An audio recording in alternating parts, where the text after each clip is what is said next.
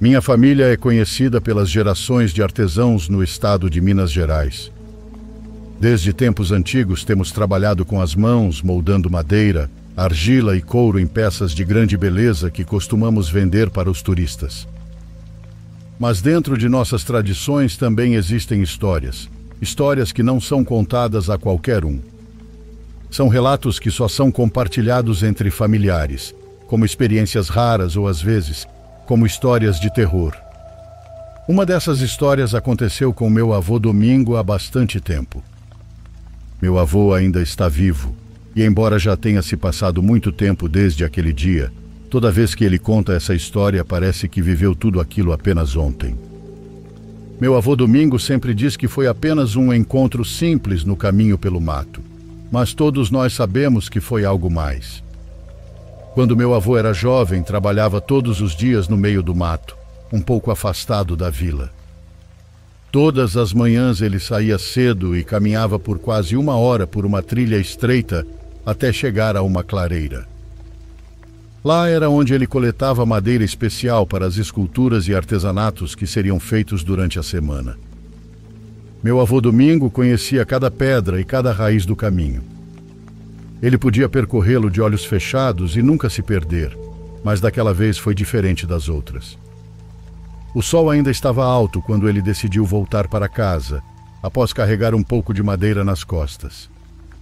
O calor era sufocante e a umidade fazia com que cada passo parecesse mais pesado. Meu avô andava com pressa, ansioso para chegar em casa e descansar um pouco. Foi assim quando, no meio do caminho, viu algo que, pelo momento e pelo lugar, foi um tanto estranho. Era uma criança, um menino que estava parado, olhando fixamente para ele no meio da floresta densa, sem nenhum adulto por perto. Aquele menino era pequeno, estava descalço, vestia roupas velhas, mas o que mais incomodava meu avô era a sua expressão. Ele sorria de um jeito estranho, como se estivesse usando uma máscara ou algo assim. Meu avô até diz que havia algo nos olhos dele, como se por trás daquele rosto infantil houvesse algo mais. O menino falou com uma voz calma. "Aonde vai, senhor Domingo?" Meu avô, que sempre foi uma pessoa educada e sociável, respondeu sem pensar muito em como aquele menino sabia seu nome. Ele então disse que estava voltando para casa e precisava se apressar antes que escurecesse. O menino disse que tudo bem e começou a caminhar ao lado do meu avô. Aquele menino era do tipo muito falante, pois logo começaram a conversar sobre coisas sem importância, como o clima, os pássaros e a madeira que meu avô carregava nas costas. Mas a cada palavra meu avô sentia um peso no ar, como se uma força que não dava para ver estivesse pressionando seu peito. Os minutos se passaram, depois 1 hora e mais outra. Meu avô começou a ficar inquieto, pois já fazia muito tempo que estavam caminhando e ele ainda não tinha chegado em casa. A trilha que ele conhecia perfeitamente agora parecia diferente, pois ele não reconhecia as árvores, nem as pedras, nem nada. O sol que antes brilhava sobre sua cabeça, agora estava descendo perigosamente no horizonte, um sinal de que a noite estava próxima. O desespero começou a tomar conta do meu avô, pois como era possível ainda não ter saído da mata? Ele havia caminhado tempo suficiente para já ter chegado em casa, mas tudo ao seu redor era o mesmo cenário denso e sufocante. Então um pensamento atravessou sua mente como um raio: o menino. Meu avô olhou de canto de olho para ele e o garoto ainda sorria, caminhando tranquilamente sem demonstrar nenhum sinal de cansaço. De repente, tudo fez sentido. Antes disso, meu avô Domingo já tinha escutado histórias e lendas contadas pelos mais velhos. Dizem que na mata existem seres que tomam a forma de crianças, mulheres ou velhos e que roubam a atenção dos viajantes, levando-os para se perderem na escuridão. Naquele momento, seu corpo inteiro se arrepiou.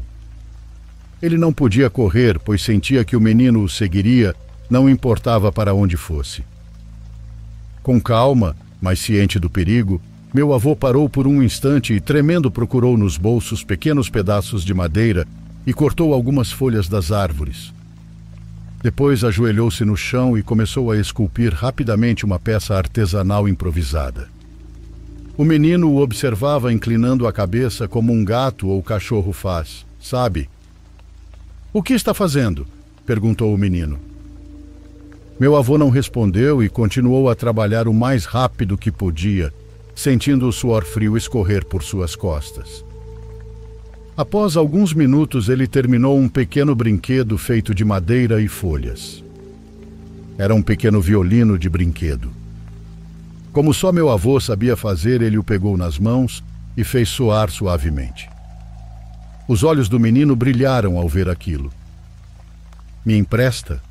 perguntou ansioso como qualquer criança. Meu avô engoliu em seco e apenas sorriu. Naquele momento, o menino insistiu novamente, pedindo o brinquedo que meu avô havia feito. "Posso brincar com ele?" Sem hesitar, meu avô estendeu a mão e entregou o violino. O menino o pegou com delicadeza e sentou-se no chão, começando a brincar com aquele brinquedo simples de madeira e folhas. Meu avô não esperou nenhum segundo a mais. Se levantou imediatamente e começou a andar o mais rápido que pôde, sem olhar para trás. Seu coração parecia que ia sair do peito, mas ele gritava dentro de si para que não parasse, para que seguisse em frente até sair do mato. Não tinham se passado nem 15 minutos quando, de repente, ele reconheceu o caminho. A trilha, que antes parecia interminável, agora estava clara à sua frente. A luz do sol, que antes parecia se apagar, agora iluminava suavemente o caminho, e em questão de minutos meu avô chegou em casa. Meu avô Domingo não sabe quem era aquele menino, mas desde aquele dia ele nunca mais o viu na floresta.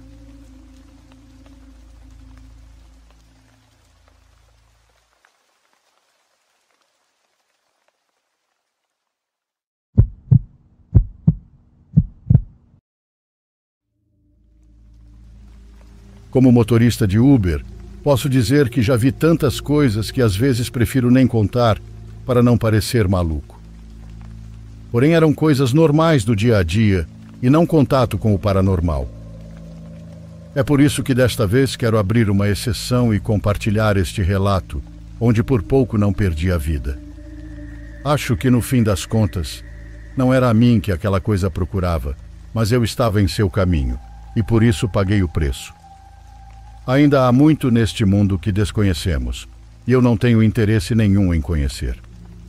Prefiro continuar ignorante a ter que passar por algo assim de novo. Me chamo Breno, e esta é a minha história.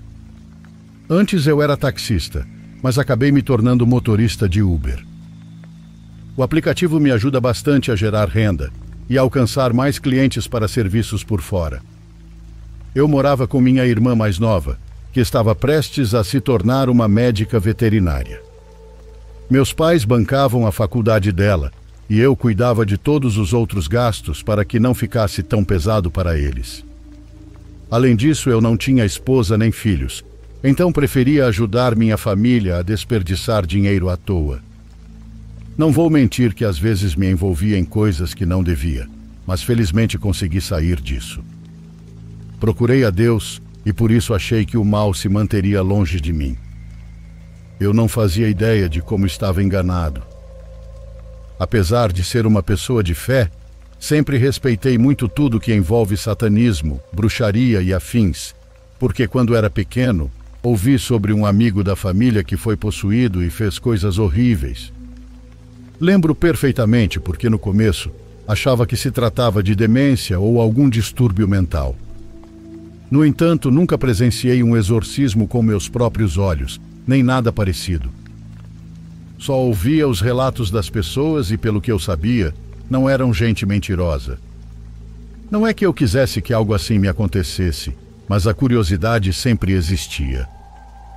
Eu tinha 25 anos, e foi então que chegou a noite em que tudo mudou. Estava estacionado em frente a um shopping, quando recebi uma notificação do app da Uber. Não sei porquê, mas assim que vi, Me arrepiei inteiro. Acho que meu corpo tentou me avisar do que estava por vir, mas não dei ouvidos, achando que era só por causa do frio. Aceitei a corrida e segui para o bairro onde pegaria o passageiro. Era uma região de casas um pouco caras, e pensei que talvez conseguiria uma boa gorjeta, como às vezes acontecia com advogados e empresários. De repente, recebi uma mensagem do homem que solicitou o Uber, pedindo que me apressasse e que acelerasse assim que ele entrasse no carro. Achei estranho, mas para não criar teorias malucas, preferi pensar que ele só estava com muita pressa. Inclusive, cogitei pedir uma esmola, já que esse tipo de gente geralmente não se importa em gastar. Finalmente cheguei à casa, mas não havia ninguém. Esperei alguns segundos até que decidi pegar o celular para ligar para ele, mas não foi necessário. A porta se abriu com força e aquele homem saiu correndo como se a vida dele dependesse disso. Ele abriu a porta do carro e a bateu com força. Fiquei irritado e reclamei, mas ele disse que me pagaria o que eu quisesse. Só pediu pelo amor de Deus que eu acelerasse. Fiquei nervoso. Não fazia ideia do que estava acontecendo, mas achei melhor obedecer porque parecia que ele estava encrencado e eu não queria me envolver. Além disso, dava para perceber que ele não sairia do meu carro por nada neste mundo. Infelizmente não consegui dar partida. Meu carro apagou de repente e não ligava de jeito nenhum. Algo estava errado. Eu sempre mantinha o carro em bom estado e fazia revisões com frequência. Não podia ser o motor, muito menos a bateria. Fiquei inquieto e, ao olhar pelo retrovisor, vi que o passageiro encarava fixamente a porta da casa. A casa não tinha muro, então olhei também, e o que vi me deixou em choque. Uma sombra preta estava de pé sobre o capacho de boas-vindas. Tinha a silhueta de um homem, mas era completamente preta, como se uma nuvem de fumaça tivesse se solidificado. O medo que senti foi indescritível, e tentei com mais força ligar o carro, mas ele continuava morto. O passageiro me sussurrava com lágrimas nos olhos que por favor eu me apressasse. Ele não entendia que eu estava tão apavorado quanto ele. Minhas mãos tremiam e suavam. Por dentro eu implorava a Deus que fizesse o motor ligar para podermos fugir dali. A situação piorou quando a sombra começou a dar passos curtos em nossa direção. O desespero tomou conta, e o passageiro só atrapalhava mais, repetindo que íamos morrer. Num último impulso, decidi que o melhor era sair correndo, mas a porta do carro também não abria. Estávamos presos ali, esperando sabe-se lá o quê. Comecei a implorar a Deus que não nos deixasse ali, e antes que a sombra chegasse até nós, o motor finalmente ligou. Acelerei com tudo e saímos dali o mais rápido possível. Uns 2 ou 5 minutos depois, já na estrada deserta por causa do horário, reduzi a velocidade e, cheio de raiva, perguntei ao passageiro que diabos era aquilo. Ele disse que não sabia como me explicar, mas que um espectro do inferno o perseguia e que esse ser havia prometido não descansar até tirar sua vida. Se eu não tivesse visto aquela sombra, não acreditaria em uma palavra sequer. Mas era impossível negar o que vi com meus próprios olhos. A única explicação para aquilo era exatamente a que ele me deu. Era algo que não pertencia a este mundo. Depois que me acalmei um pouco, perguntei se ele realmente queria que eu o levasse até o destino indicado no app. Ele confirmou e disse que era uma igreja e que pretendia ficar lá até encontrar alguma solução. Fiquei pensando em como um espectro do inferno poderia estar tão obcecado por um homem como ele. Mas, como já disse, há coisas que prefiro não saber. Seguíamos pela estrada ainda pensando no que tínhamos vivido, quando olhei para o banco do passageiro. Havia um homem sentado ali, barbudo e com um olhar de ódio fixo à frente. Não paramos em nenhum momento, então não havia como ele ter entrado no carro, e muito menos sem que eu percebesse. Dado o que passamos minutos antes, estava claro que aquilo não era uma pessoa. Meu coração disparou e comecei a tremer de novo. O passageiro, ao vê-lo, caiu no choro. Chorou, chorou e chorou até que o homem falou: "Você sabe que sua alma é minha." Depois de ouvir aquilo, o carro perdeu o controle e bati de lado em um caminhão que vinha na outra pista. Tudo aconteceu em questão de segundos. Achei que tinha morrido ou ao menos desmaiado, mas meus olhos continuavam abertos. O carro estava destruído, mas eu ainda estava lá dentro, praticamente de cabeça para baixo e sem conseguir me mover. Fiquei assim por alguns minutos, o suficiente para ver o homem que apareceu dentro do carro passar a mão no rosto do passageiro.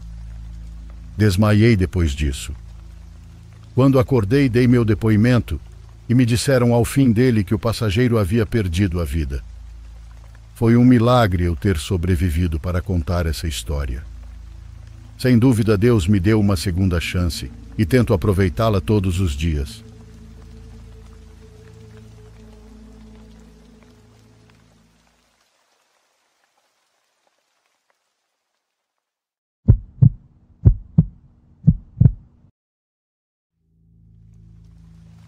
Quando eu era jovem, vivi durante 3 anos na casa de uns tios nos arredores da cidade de Manaus.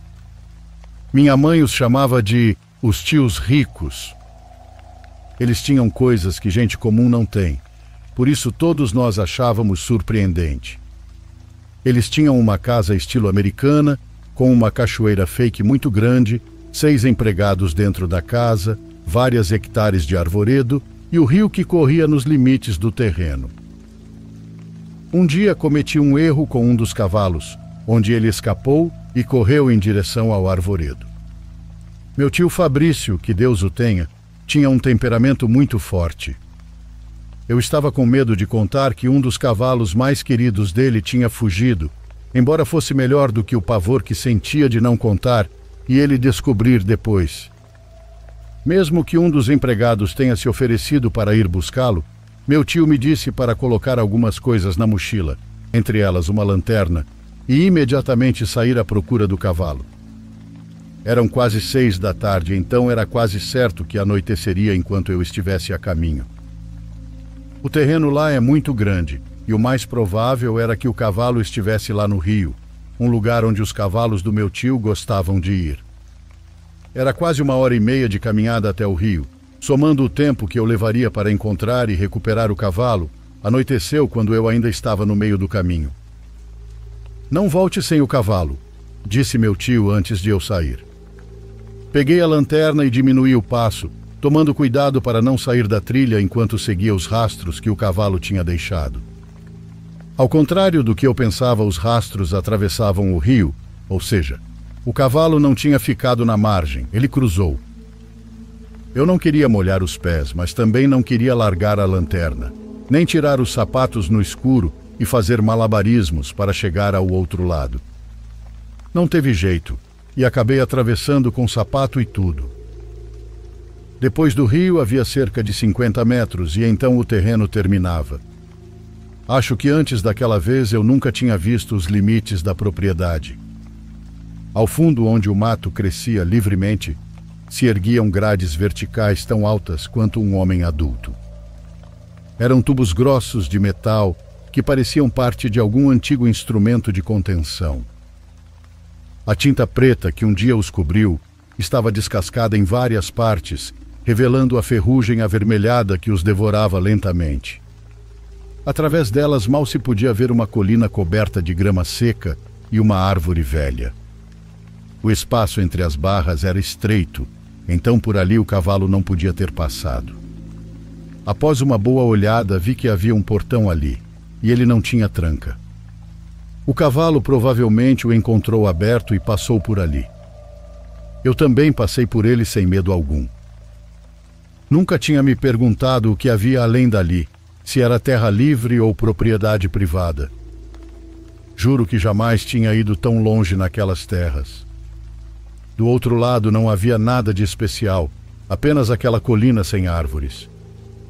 Um pouco mais adiante encontrei um lago coberto de plantas altas. Molhei os pés porque não percebi que ele estava ali. Antes já tinha molhado os pés no rio, mas dessa segunda vez fiquei atolado na lama e continuar foi um pouco mais difícil. Tudo o que estava acontecendo ao meu redor estava me distraindo de uma pergunta que eu deveria ter feito desde o momento em que atravessei o rio. O que ia acontecer se eu demorasse a encontrar o cavalo? Se é que eu o encontraria. Esqueci de dizer, mas naquele lago eu perdi completamente o rastro dele. Comecei a dar voltas ao redor, mesmo sabendo que ele tinha saído do outro lado. Bom, dei 2 voltas completas e não achei pegadas. De repente comecei a sentir um cheiro de comida. Na verdade, era como se alguém estivesse assando pão. Você não tem ideia de como isso virou minha cabeça e mudou completamente a ideia do que eu achava que aconteceria nas horas seguintes. Um forno de pão no meio de um arvoredo escuro? Com sorte, talvez fosse ali que finalmente eu encontraria o cavalo. Enquanto andava, o cheiro de pão recém-assado começou a me dar tontura e ânsia. Eu estava passando mal. Minha visão estava turva, mas depois de alguns segundos vi uma casa que estava cravada numa clareira do arvoredo, como se tivesse sido construída para chamar a atenção de quem não deveria se aproximar. Sua fachada coberta com painéis de madeira pintados em tons pastéis desbotados imitava a forma de grandes biscoitos. Mas ao se aproximar, a ilusão se desfazia. As barras de chocolate que contornavam as janelas eram, na verdade, blocos de fibra de vidro rachados pelo sol e pela umidade. Algumas peças tinham se soltado, deixando buracos onde moravam aranhas. O telhado, feito de telhas onduladas pintadas de rosa chiclete, estava coberto de mofo verde, e algumas partes pendiam como se bastasse uma rajada de vento para tudo desabar. No alto da entrada, uma boneca com olhos desbotados parecia dar as boas-vindas. Seu corpo estava coberto de sujeira, fazendo com que parecesse mais uma criatura empalhada do que uma figura decorativa. O aroma de pão tinha sumido completamente. Não restava nem vestígio dele. Depois de dar a volta na casa, ficou claro que nem sequer vinha dali. Quando meu tio mandou eu arrumar algumas coisas, acho que ele se referia a uma barraca, pois talvez ele soubesse a atração abandonada que havia além dos limites de suas terras. De repente me recuperei do mal-estar que estava sentindo. O cavalo não estava na casa, tampouco havia pegadas dele ao redor. Quando decidi me afastar para continuar buscando seu rastro, percebi que já nem sabia de que direção tinha vindo. Lembro que me encostei em uma árvore quando comecei a sentir que estava ficando sem fôlego. Tive um ataque de ansiedade quando me dei conta de que não sabia onde estava, que ia ter que passar a noite no meio do mato e que quando voltasse no dia seguinte com o cavalo, meu tio ia acabar comigo. Pensei em voltar para a casa abandonada, mas se por fora já parecia daquele jeito, eu nem queria imaginar como estava por dentro. Fora aquela visão medonha que tive dela enquanto estava passando mal. O que foi aquilo? No final, acabei voltando e fiquei em frente à porta, onde comecei a pensar de novo no cheiro de pão. Esse pensamento me fez rir e não me contive. Caí na risada porque isso era melhor do que começar a chorar. Aquela gargalhada saiu muito alta e ecoou pelo mato afora. Que sorte que ninguém me ouviu, pensei, mas depois refleti. Na verdade, que azar que ninguém me ouviria caso algo estivesse acontecendo. Abri a porta da casa só para conferir como estava por dentro. Tudo lá dentro estava podre, sujo, úmido, caído, apodrecido e estragado. Havia uma mesa de jantar quebrada no meio, cadeiras destroçadas e um sofá rasgado coberto de terra. De repente tudo começou a se regenerar como se eu estivesse dentro de um sonho. Dentro da minha cabeça um relógio começou a soar e pelo jeito era meia-noite. Aquele lugar me fazia questionar a cada 10 segundos se aquilo que meus olhos viam era real, se eu estava alucinando ou se talvez tinha adormecido. Pensei que as surpresas tinham acabado, mas então apareceu uma pessoa. Era uma senhora muito idosa e se eu tivesse que chutar, diria que ela estava com mais de 100 anos. O cabelo era longo, grisalho e estava amarrado com um barbante vermelho. Quando a vi aparecer, a iluminei com a lanterna. A mulher fez uma careta de desgosto. Apontei para outro lado e a perdi de vista. Com todo o medo do mundo, desejei boa noite e disse que só estava olhando.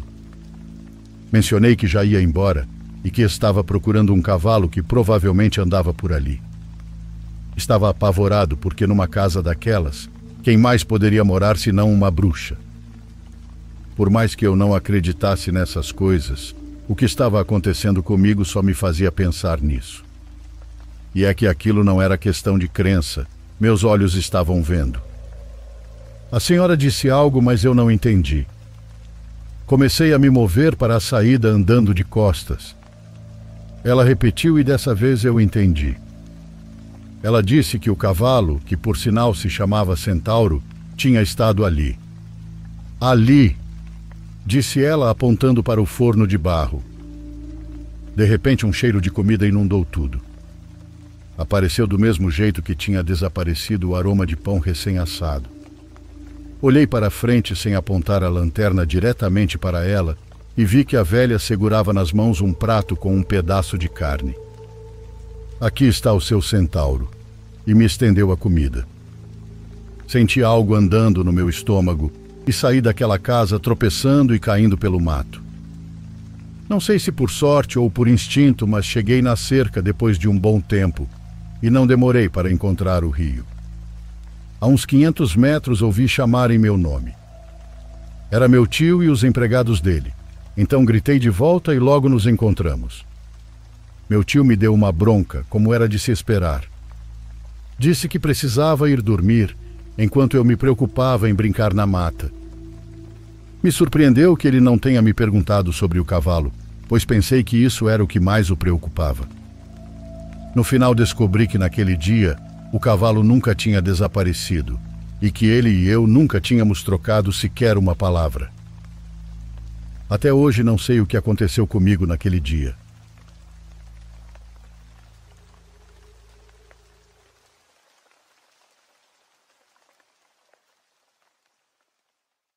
Por favor, curta e se inscreva se você estiver gostando. Agora continuamos.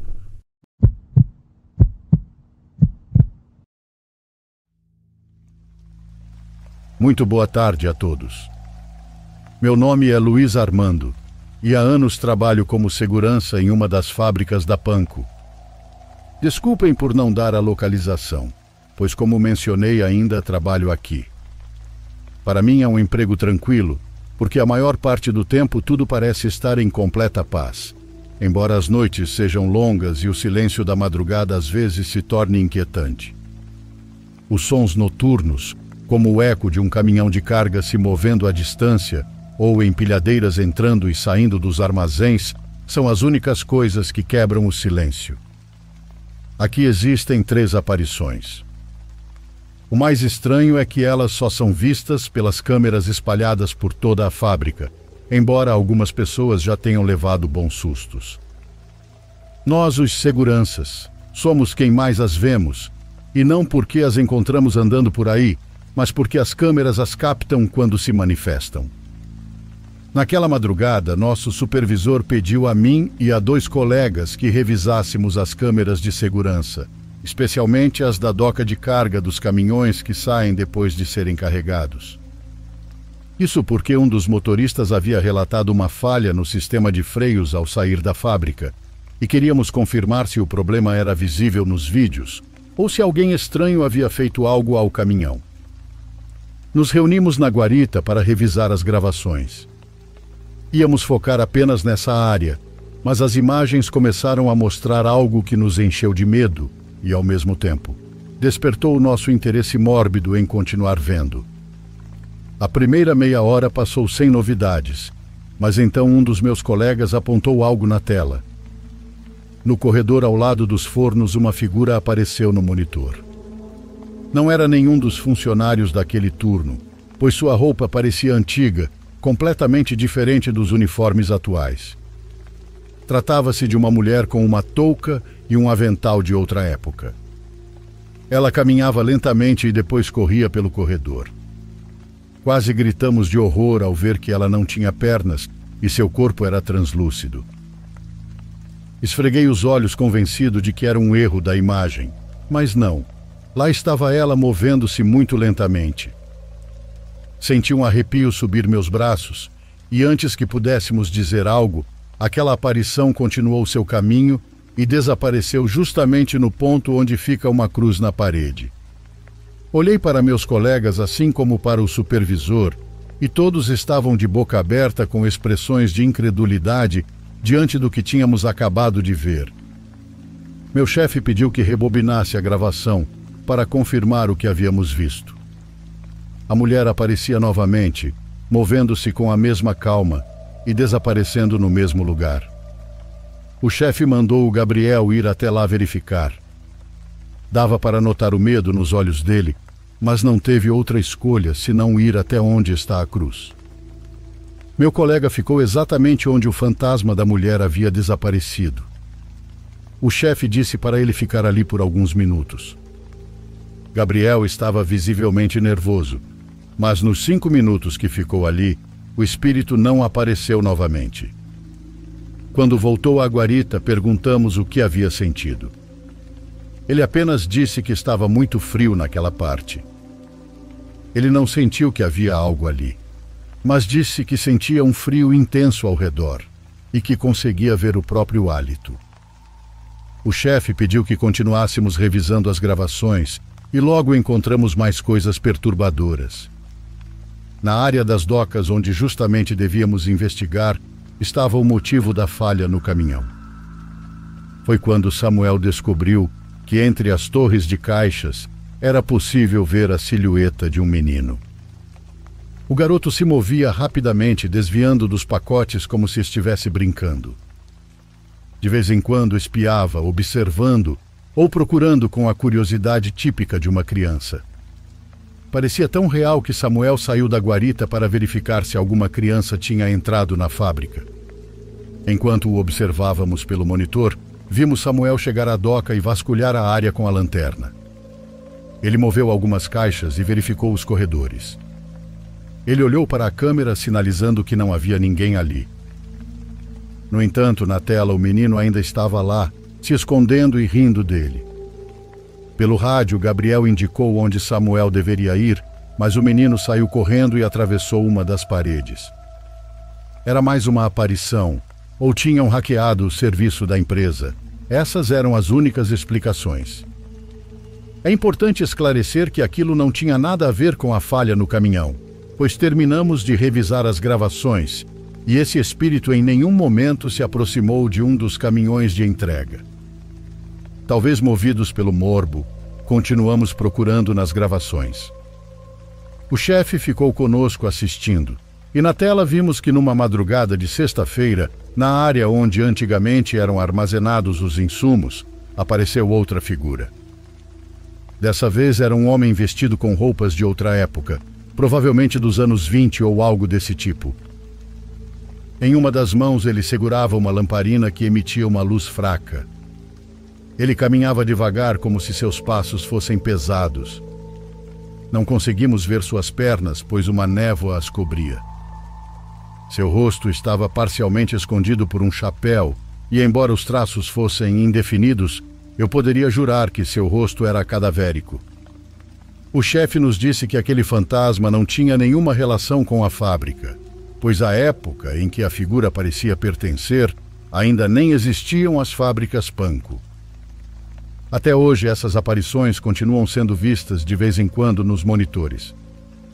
Ocorre com muito menos frequência, e queria muito poder divulgar sem correr o risco de perder meu emprego.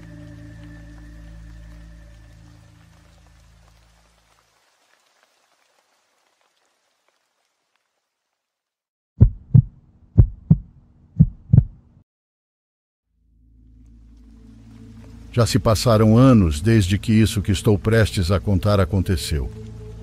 Mas não houve um único dia em que eu tenha conseguido encontrar a paz.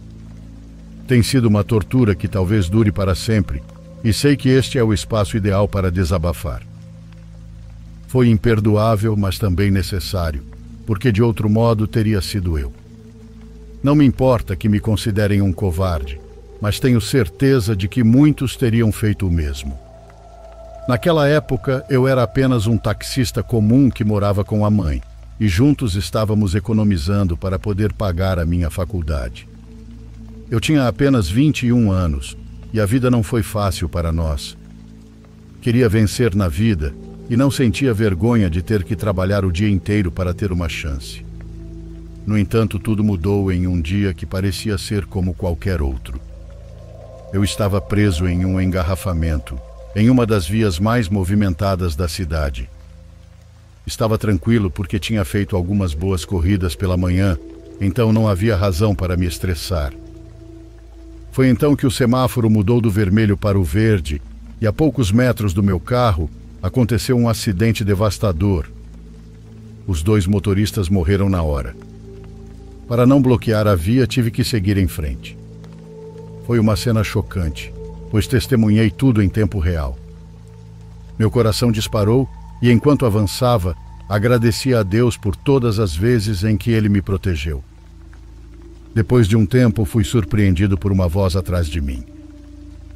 Ao me virar, vi um homem vestindo um terno preto muito elegante, pele branca como a neve e cabelos lisos e vermelhos, como os de uma mulher. Ele me perguntou se eu queria que acontecesse comigo o mesmo que aconteceu com aqueles 2 do acidente. Fiquei em choque. Achei que era alguma piada de mau gosto, mas ele nem me deixou falar. Logo começou a me dizer quem era minha mãe, do que ela vivia, como estava vestida naquele dia e até as palavras que ela me disse pela manhã.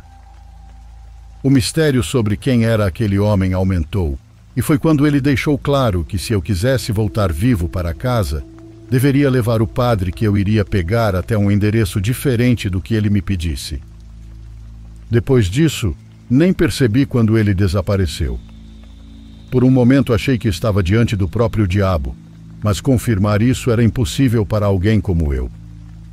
Mais tarde, tudo aconteceu exatamente como ele disse. Um padre me estendeu a mão para solicitar uma corrida e me deu o endereço de onde queria ir. Ele passou o tempo todo falando de coisas boas e depois começou a orar ali sentado, enquanto eu me estressava a cada segundo que passava. Eu não queria deixar aquele bom homem em um lugar desconhecido, onde não saberia o que lhe aconteceria, mas também não queria colocar minha mãe em risco. Se aquele homem sabia tantas coisas sobre ela, era porque algo poderia acontecer caso eu não obedecesse. Senti-me preso e por muitas vezes pensei em ignorar tudo, mas não fui forte o suficiente. Disse ao padre que pegaria um atalho para chegar mais rápido, e ele respondeu que não via problema.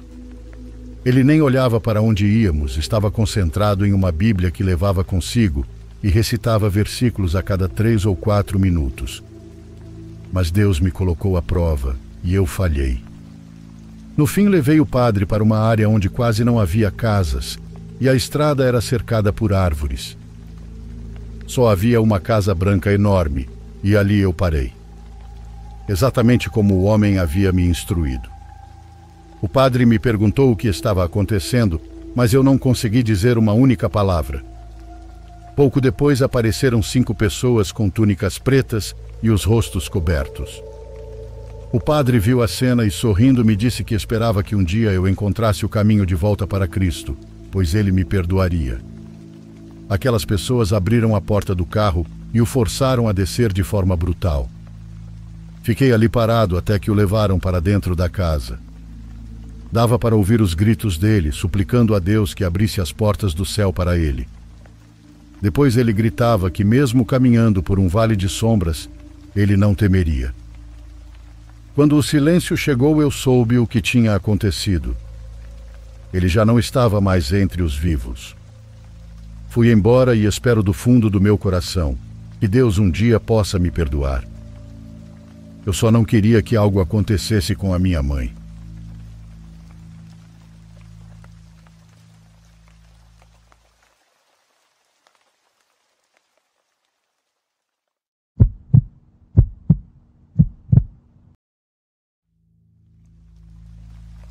Eu era pequeno quando aconteceu algo que me marcou negativamente em relação ao tema das figuras religiosas. E embora eu nunca tivesse tido medo delas, Elas também não me incomodavam ou algo do tipo. Eu cresci com minha família, que era muito católica. Então, em todas as casas da família havia figuras da Virgem, de Jesus Cristo e de vez em quando um anjo. Então, o que me aconteceu eu não conseguia associar a um medo dessas figuras. E isso aconteceu quando eu tinha 10 anos. Apesar de ser bem pequeno, eu me lembro perfeitamente de uma figura que nunca gostei na casa da minha avó. Uma nova que eu nunca tinha visto antes, pelo menos na casa dela. Embora eu já conhecesse a figura de São Judas Tadeu, meus avós nunca tinham tido uma. E comecei a notar essa figura com atenção numa manhã em que minha mãe e eu fomos deixar umas coisas para minha avó. Eu estava voltando do banheiro, andando pelo corredor fora dos quartos dos meus avós, quando de repente senti alguém puxar minha camisa, como quando você se prende na maçaneta da porta e acaba sendo puxado para trás pela força. Me virei e não havia nada perto de mim além de uma mesinha que nem sequer tinha puxadores de gaveta. Era só a mesa e a figura de um São Judas, com uns 40 centímetros de altura. Eu nem precisei me mover para me soltar do que quer que estivesse me segurando. Já não sentia mais aquela força, então fui embora. Não entendi o que aconteceu, com o que eu tinha me enroscado, e voltei para onde estavam minha mãe e minha avó. 3 dias depois disso, voltamos à casa da minha avó. Morávamos a uns 15 minutos a pé, e chegamos bem, como sempre. Eu tinha o hábito de, ao chegar na casa da minha avó, ir ao banheiro depois de alguns minutos, principalmente para andar pela casa que era grande, pois eu me entediava ouvindo elas conversarem. Então voltei a passar pelo mesmo lugar naquela manhã, e ao passar por aquele ponto vi de novo a figura, mas continuei andando. E assim que passei, senti que puxaram meu cabelo na nuca. Virei na hora e a figura estava fora do lugar. Eu nem tinha passado tão perto da mesa a ponto de mexer nela sem querer. E eu senti mesmo, foi forte. Se tivesse enroscado no meu cabelo, teria caído, porque senti puxarem com força. Ao ver aquela figura em uma posição diferente, em menos de 5 segundos saí dali. Entendi que tinha sido aquilo, mas não disse nada. Até senti que minha avó ia me repreender por falar mal dos santos dela, então guardei aquele medo comigo, fui para o alpendre e sentei lá fora. Estava com medo e não queria ficar dentro da casa de jeito nenhum. No fim de semana, quando fomos de novo à casa da minha avó, mal chegamos, e uma prima minha, que era 5 anos mais velha que eu, estava dizendo à minha avó que ainda bem que ela tinha jogado fora aquele São Judas. Estávamos entrando e minha mãe perguntou para minha prima e para minha avó: "Qual São Judas?" Minha avó também ficou com cara de surpresa e perguntou à minha prima: "Qual?" "A figura que estava ali no corredor, vó. Toda vez que eu passo na frente dela, sinto que me puxam pelo braço." "Quem deu ela para a senhora?" "Não sabia que a senhora ou o vovô eram devotos de São Judas." Minha avó disse que nunca tinha tido uma dessas em casa e que nem ela nem meu avô eram devotos de São Judas. E quando minha mãe e minha avó disseram que nunca tinham visto, eu criei coragem e disse que eu sim, que eu tinha visto. Falei tremendo de medo, sem nem saber por quê. Não sabia por que me dava medo contar aquilo, mas contei o que tinha acontecido comigo e que eu também tinha medo da figura, que havia exatamente onde minha prima também viu. Essa figura nunca mais apareceu. Jamais entendemos quem a levou até lá, e por que ninguém além da minha prima e eu a viu.